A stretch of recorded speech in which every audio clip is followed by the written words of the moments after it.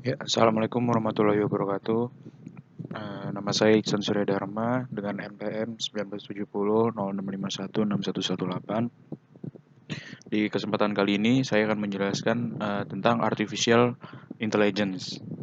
Oke, yang pertama itu ada pengertian dari artificial intelligence. Nah, artificial intelligence sendiri itu adalah cabang luas dari ilmu komputer yang berkaitan dengan pembuatan mesin pintar yang mampu melakukan tugas-tugas yang biasanya membutuhkan kecerdasan manusia. AI adalah ilmu interdisipliner dengan berbagai pendekatan, tetapi kemajuan dalam pembelajaran mesin dan pembelajaran mendalam menciptakan perubahan paradigma di hampir setiap sektor industri teknologi. Lalu ada fungsi dari AI. Nah, fungsi dari AI itu hadirnya artificial intelligence dapat memberikan kemudahan dalam setiap pekerjaan manusia, mulai dari pemrosesan bahasa alami, menggerakkan, menalar atau berpikir, maupun juga memanipulasi objek. Selain itu, kehadiran artificial intelligence juga diharapkan mampu mengenali pengetahuan dan juga bisa melakukan pembelajaran sehingga pada akhirnya bisa mengembangkannya. Nah, jadi kesimpulan dari fungsi artificial intelligence itu adalah agar supaya sebuah perangkat bisa memiliki kecerdasan yang setara atau bahkan lebih dari kecerdasan yang dimiliki oleh seorang manusia. Dengan adanya artificial intelligence, maka nanti mensuai berperan sebagai pemerintah atau seseorang yang memiliki perintah atau kendali. Kemudian, robot cerdas akan difungsikan sebagai perangkat untuk melaksanakan pekerjaan kasar. Robot cerdas tersebut nanti akan memiliki pengetahuan yang lebih-lebihi manusia, karena nanti manusia hanya perlu menyebutkan atau memasukkan data dan kemudian sistem akan memprosesnya secara otomatis. Nah, lanjut ada kelebihan dan kekurangan. Yang pertama itu ada kelebihan. Yang pertama itu bersifat permanen, tidak berubah. Yang kedua ada dapat menyimpan berbagai informasi atau data tanpa adanya batasan. Yang ketiga ada cepat dan akurat dalam mengerjakan suatu pekerjaan. Keempat ada kemampuan memecahkan masalah yang kompleks, bisa menduplikasi dan mentransfer suatu kemampuan dengan mudah dari suatu komputer ke komputer lain.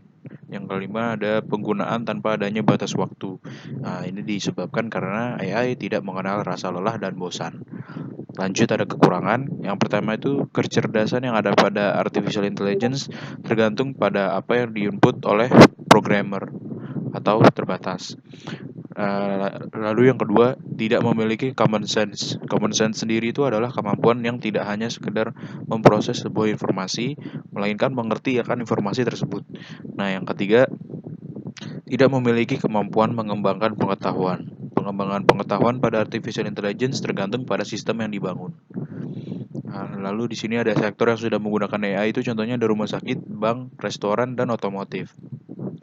Seperti yang kita tahu di restoran itu sekarang terutama di Jepang itu banyak sekali robot-robot yang sudah digunakan untuk membantu pekerjaan manusia.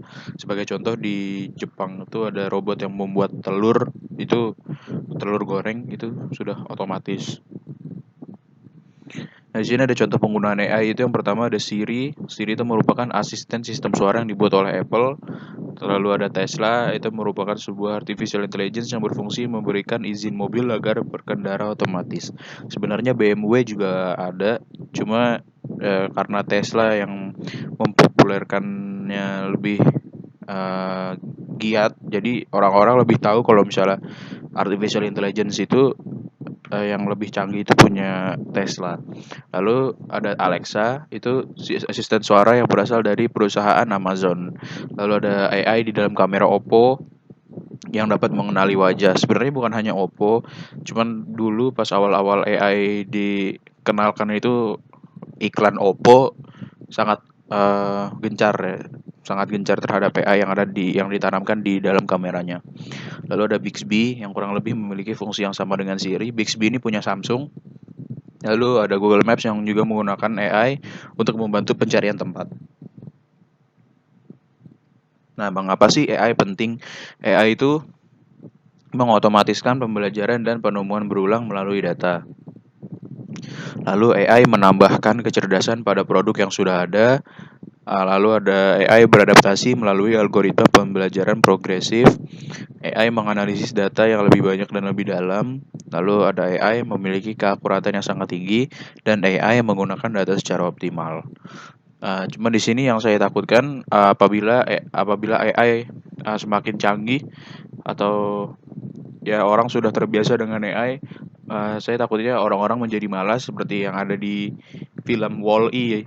Wall-E ya, orang-orang semua menjadi obesitas, menjadi gendut karena sudah terbiasa kalau misal pekerjaannya itu dikerjakan oleh sebuah robot. Kira-kira seperti itu yang saya takutkan jika AI semakin banyak dibuat, orang-orang semakin malas untuk melakukan suatu pekerjaan. Cuman mudah-mudahan aja tidak terjadi seperti itu. Oke. Eh, Kira-kira seperti itu presentasi dari saya. Apabila ada kekurangan, mohon maaf. Wassalamualaikum warahmatullahi wabarakatuh.